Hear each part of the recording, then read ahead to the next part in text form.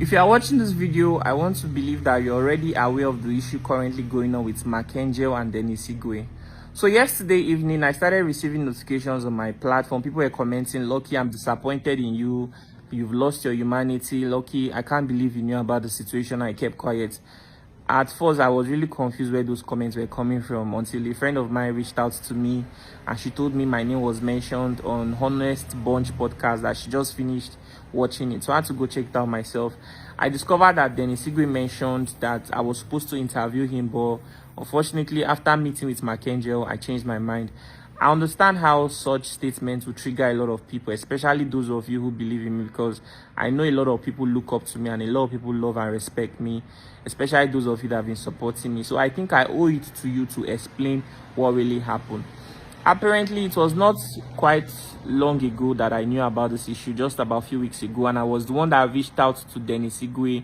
I told him, I saw the short video you made that you wanted to talk about what really happened between you and Mark Angel. Would you like to share the story on my platform? Dennis Igwe said yes. I said, okay, where are you right now? He said he's in Port Harcourt. I said, oh, I'm in Abuja and I just left Port Harcourt. How are we going to meet? Although I have a flight that already booked to Enugu State, because there was this Nollywood actress that period that was in the hospital, and the family were reaching out to me that they really need help. They need to raise money for her hospital bills. But unfortunately, the day before my flight, I think she passed away. Anyways, I was still going to go to Enugu, and I knew I was going to see Dennis Igwe. Surprisingly, coincidentally, I don't know how it happened though, but Mark Angel came to Abuja, and then I reached out to him. I told him that I'm going to be interviewing Dennis Igwe, that he has some things to say about what really happened between the both of you. Would you like to share your own side of the story? Then Mark Angel explained to me that this is not the first time that Dennis have attempted to make an interview about what happened between the both of them. That at some point, the case even went to the police station. He explained a lot of things to me anyway. So I then reached out to Dennis again. I told him that, oh, I was with Marco, and this is all Mark had to say. And Dennis started saying that, oh my goodness, that I had already met Mark, that he doesn't believe that that he's very sure that his story will not be told again. I said, why is he making such statements? That, I mean, if you come to somebody's platform to make, a claim, do you understand me? In as much as people would love to hear this story, this is somebody, you're talking about somebody else's life. It is important that somehow they are aware of what you want to say. Nobody is saying you cannot share your story, but there's what they call defamation or something like that. I told him that, bro, I am still interested to interview you, but I've listened to both parties. Is it possible that we see how we can have a meeting together? I mean, the both of you, instead of you telling me your own side of the story, Mark Angel telling me his own side of the story. As at this point, I'd already flown to I don't know if my English is correct, to Enugu. I had invited all the people I was going to tell their story, Emmanuel Day and other people. I'd already even asked my PA. I flew down with my PA to book a hotel reservation for Dennis Igwe. Dennis said he didn't have transport. I sent him money. So he was even on his way, and he was even very happy. Then I called Mark Angel. I told him that, is it possible for him to be present, because I would like him to be part of this conversation. He said he couldn't get any flights to Enugu, that he's on his way to Port Harcourt. Then I told him that, please, let us see how we can have a meeting about this instead of just rushing to social media to talk about it. He said he wasn't interested. I should continue with whatever it is I want to do with Dennis. I told him that it is, and then I called Dennis. I said, Dennis, this is what Mark is saying. You within yourself, do you have interest to settle with Mark? Let's see if this issue can be handled behind the scene. Dennis told me he doesn't mind. He's willing to settle. I called Mark. It took me 3 hours on the phone to convince Mark. Mark finally agreed that the meeting was going to be in Port Harcourt. I didn't even know at this point. I was even fooling myself, So I was already done with all my shoots. At this point, I was supposed to go back. I don't want to talk about the expenditures I had to make. I had to travel down to Port Harcourt. Then when we got to Port Harcourt, Even took me time to see the both persons. These are people that I'm trying to even still see if I could help them. I'm just innocent in the whole thing anyway. So we agreed we are going to have a meeting in the night, and yes, because according to Mackenzie, he said he had some visitors. He was having a very busy time. Although he said we are going to have the interview in his house. Later he said his house is really, really far. That is not in the center of Port Harcourt, in the town. So let's find somewhere else to meet, maybe my hotel.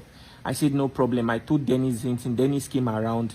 Then Mackenzie later came. But that day we had that meeting was like a Friday night. So there was a club in the hotel I lodged, and it was really, really loud.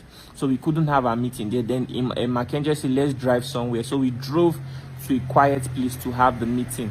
Then Isigwe came with his sister and his manager, while Mackenzie came with another content creator. I've forgotten the guy name though.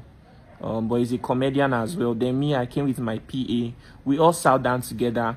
Then I was one that started the conversation. I thanked everybody for coming. Then I told them that, okay, I was the one that reached out to Dennis. Dennis said he had a lot of things to say about him. That you, Mark Angel, you cheated him. Okay? I said it in their presence. If anything I'm saying here is a lie, Dennis is alive. He can make a video to counter what I'm saying. Then I said, okay, let us address all these issues. Okay? So Dennis, can you tell Mackenzie what you told me? Dennis said the same thing. In fact, most of the things he said in that podcast, he said them. Then I told Mackenzie, I said I could interview this guy and it will draw sympathy and all of those things. But at the end of the day, the reason for the interview is that he needs to be compensated. So I believe that we can have this compensation in this meeting. Okay, Mackenzie then told his own side of the story. I don't even want to talk about it, because if I dare mention all the things Mackenzie said, it will be as if I'm siding Mackenzie. Okay, so I hope that maybe Mackenzie also come out to say his own side of the story, and maybe people that are bigger than me would see how they can settle this issue. Because me, I tried my best in my own capacity. I wish I had recorded what happened that night. So it was a very long conversation that the meeting was for like almost 3 to 4 hours. Then what happened again? At the end of the day, they had quarrel. They even quarreled in that very meeting. Mackenzie will say, I used to call you, but you won't pick my call. I'll ask you how life is. You tell me that life is good. And Dennis, on the other hand, will say, when I called you for money, you told me you didn't have. They were having issues. So we tried our best to settle, to make the issue calm down. At the end of the day, I told Mark, you started life with this guy. So he used to wash your clothes before. You guys used to eat from the same plate. How does it feel that you are this successful and this guy is struggling with house rent and a lot of things? You understand me? Then Mackenzie told me that it's not his fault, that he cannot carry everybody along, that even though he owns that, he had a lot of work to do. Like he said a lot of things that that is not the way most people think, that he had so much work to do to get to where he is. There's a way he explained it, that he has tried his best. They took to court, he was compensated, this one, that one, and so many things. I say, okay, but right now, let's forget what has happened in the past. Can we settle this issue? Dennis is not living well. What can we do for this young man? So then the thing that Mackenzie told me, that he's willing to do anything for Dennis, but he cannot let Dennis come back as a shareholder of Mackenzie Comedy, because he has taken the brand really far already. You understand me? Then I say, Dennis, do you have a problem with that? Then Dennis, I don't know, I can't even remember what Dennis said, but okay, they gave him a blank check. What do you want? Then Dennis said that right now his rent have expired and he doesn't even have where he's staying, that he's living with his sister. Then I even asked the sister, can you confirm that what Dennis is saying is true? The sister said yes. And I said, this does not sound good at all. But then I asked him, how much is your rent? He mentioned the amount. And I was angry. I was like, bro, I did not call this meeting, spend money for flight, hotel, and so many things just for you to come here to say that what you need is money for rent. Come on. For God's sake, you have 2 kids. You are a grown-up man, for God's sake. You need help that is even beyond that. You can't come here to be talking about rent. You understand? Even his manager also said the same thing, that they were not happy that he is mentioning rent. And there were so many other things in it. Then I mentioned from my perspective as a creator, because even before that meeting, there were some things I was telling him. I will probably talk about in the ending of this video. This guy, you see, for you to survive as a creator right now, you need to invest in making sure that there's quality in what you are doing. And before now, I've already even told him that apart from making an interview with you, I personally want to see you succeed. If Port Harcourt is not favorable to you, bro, you can come to Abuja and I can support you to have a life started here. I have equipment, you could use mine. Do you understand me? Work on your scripts. For anybody to pay attention to you, you have to be valuable. I told him, even if I do an interview for you, people will feel for you, probably your views will go up for maybe 1 week. But after then, if what you are creating is not valuable enough, nobody, I'm telling you, nobody on this earth will carry your matter on their head. People will feel pity for you, but genuinely, I really want to see you succeed. So let's see how we can achieve something reasonable, okay? Then I mentioned to Mark, I said this guy needs equipment for his stuff. I don't know a lot of things, but from my perspective, he needs equipment for his filming. I was just saying it from my own thoughts. Maybe somebody else would have said something else. I didn't want to mention that maybe he needs also amount of money. I just say he needs quality equipment. Then Mark said he has given him equipment, the equipment he gave to Dennis, blah blah blah. I don't want to say so many things, because if I say it will look as if maybe I'm not siding. I'm just seeing the truth of what really happened. I wish Nedu can still convince Mackenzie to come back to that podcast. Let the both of them stay there and have this conversation, because even in all of this, my happiness is to see Denny succeeding. That is my happiness. So I told him, bro, we need to support this guy with some equipment. We need to help him. Even then, I you know, by the end of the day, I don't even know how the matter went. So then started arguing. At some point, I looked like a fool there, and I told them that in fact I'm done talking. Then they ended the conversation with Mark saying that he was going to assist him with his rent, and for the equipment he was going to assist him, but not now, that things are difficult at the moment, that he probably assist him later. And then we did prayers and we left. And then Dennis messaged me and said thank you very much, and that was it. Dennis never told me if Mackenzie ever sent him any money or anything like that. I mean, I tried to get a flight in Port Harcourt. There was no flight for like 1 week. I had to travel down to Uyo to fly back to Abuja. So it's so painful that in all my efforts, the way people are seeing it now is that I did all this because I'm trying to get favor from Mackenzie, and it's really, really painful because God sees my intention. So I think I also remember calling Dennis to ask him, bro, how is life? How are you doing? What are you working on? How has things been?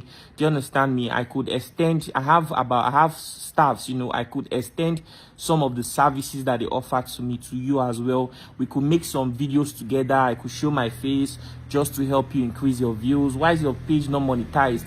The manager managing Mackenzie is also my manager. He's managing almost all the artists in Nigeria. His name is Apollo.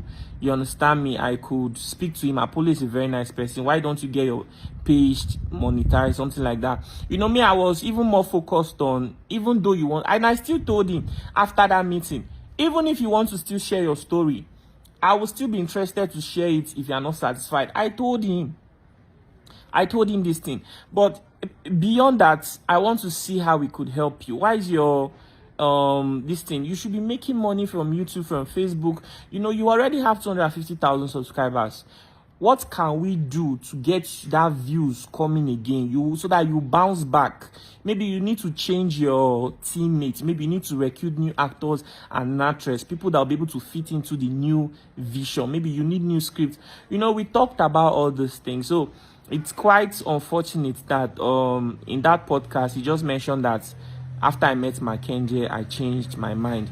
So I want to also apologize because from my perspective, I was just trying to be human. There are many times that somebody will come to me with stories. Like just 2 weeks ago, there was this girl who traveled to Libya. She was 20 years old, and she went into prostitution, and then she came back with HIV and came back pregnant. I was supposed to interview her, and But then I asked her, is your family aware of the situation? She said no. I told her, I said, even if you cover your face and change your voice, your family will recognize you, and this is not the best way your family should be hearing this news. I told her I wouldn't tell her story anymore. Those are people that I told directly that I'm not telling your story, and I gave them good reason. There's another one that came one time and said her dad molested her and raped her, and so many things. I saw how emotional she was, and I told her that I will not film you until you go for therapy. Do you understand me? I could assist you with it. I didn't want to look like I'm taking advantage of her emotion. There's another story too. Somebody brought a mother abandoned her children for Europe, and then the sister, one of her children, the girl, the elderly sister, traveled to either Bayelsa or Lagos. I don't know that it's prostitution she went there to do, and the young little boy was just there all alone. I said, okay, if I film this guy's story, people will feel pity and everything, but what it boils down to is that he needs help. I think I can help this guy. I told them, put them in school. Let's look for one person in Port Harcourt that can accommodate this guy. I'll be sending 60,000 naira every month for his upkeep. And that is it. We never had to film. I can go on and on to tell you stories that have come to me. I'm telling you, even governors, some of their family members reach out to me that they want to say this. Mercy Johnson. I like, if I begin to call names of people that family members have reached out that they wanted to do this, I think my mistake now is that I need to start telling every story that comes my way. Because if I try to say, okay, let me put, like, I don't know, even no matter I try to explain myself, there are people who will never see my point of view. So I'm sorry that I did not, from the way I approached it, I thought it was the best way. Even Dennis himself did not see what I tried to do for him. And if I calculated the expenses I made specifically for that trip alone, not even calculating Enugu's own, just the trip to Port Harcourt and everything I spent was almost about ₦1 million. So it's painful that at the end of the day, people said I only did that because I was trying to protect my interest with Mackenzie. For God's sake, even if Mackenzie is somebody to be respected, he's a comedian. I'm not a comedian. Do you know the kinds of people I talk to every day? You won't even believe the numbers of celebrities that reach out to me. I'm even talking of international creators. Well, some of you haven't seen me in real life, so I really don't know how you judge my standard or anything, but I am sorry if in all this explanation, some of you feel that what I did was wrong. I apologize. It is the lessons we learn that will make us to become better people, and that will make the job that I do to become better.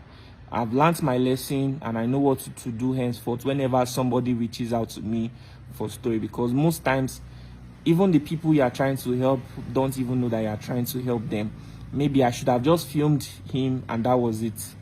Probably, I don't really know. So I am really sorry. I'm caught up in the middle of all this. I tried my best to see how I could settle it. This is not the first time people are reaching out to me with stories, and I'll see if I can settle it without it coming to the media. I always tell people something. Some people think I don't help people with money. You have no idea how much I spend. The reason I'm not so successful is because I'm trying my best to be there for a lot of people, and the way it is right now, it is not favoring me. You have absolutely no idea. If we are able to resolve an issue, what is the point of bringing it to social media? So I think this is my mistake. I apologize. If you go back to how I started my journey, I made a lot of mistakes, and the people who love me will always tell me, Lucky, don't do it this way, do it this way. I have listened to you, and I've been able to grow, evolve, and become something, a force for good.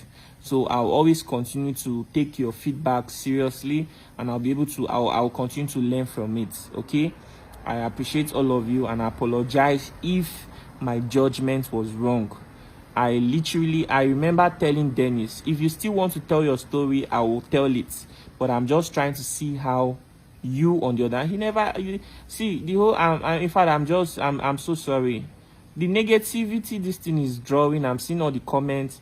I don't know, I think this happens to people that are chosen. The chosen ones. They're always the ones that are always misunderstood.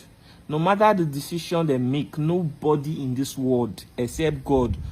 People judge you by your action, not by your intention. I really wish you guys, I don't know. And even after that meeting, We are supposed to post those pictures, but Mackenzie said we shouldn't post it, and I didn't know why he said we shouldn't post it. He was like, we should wait until Dennis have gotten those equipment and everything, you know, blah blah blah. So that was it. So we never, I never knew that maybe he was going to Honest Bunch podcast, or he was not even satisfied. I seriously did not know. In all of this, I was the one who, I don't know, I think I've learned my lessons, and I'm very sorry. So this video is not for everybody. It is only for people who truly love me, those that have been supporting me, and those that intentionally want to hear what really happened. So I'm so sorry that I've been misunderstood, misrepresented, and I just fooled myself. And maybe I should have just interviewed him, and all this would have been not existing. I'm so sorry once more. Okay, guys, this is Jonathan David. I want to sincerely appreciate every one of you that have been commenting, liking, and sharing my videos on my platform. I want to say thank you very much and God bless you. Please don't forget to always share the post, like, comment, and follow. And as you do that, God bless you. Thank you very much. I love you. I love every one of you. Let's go.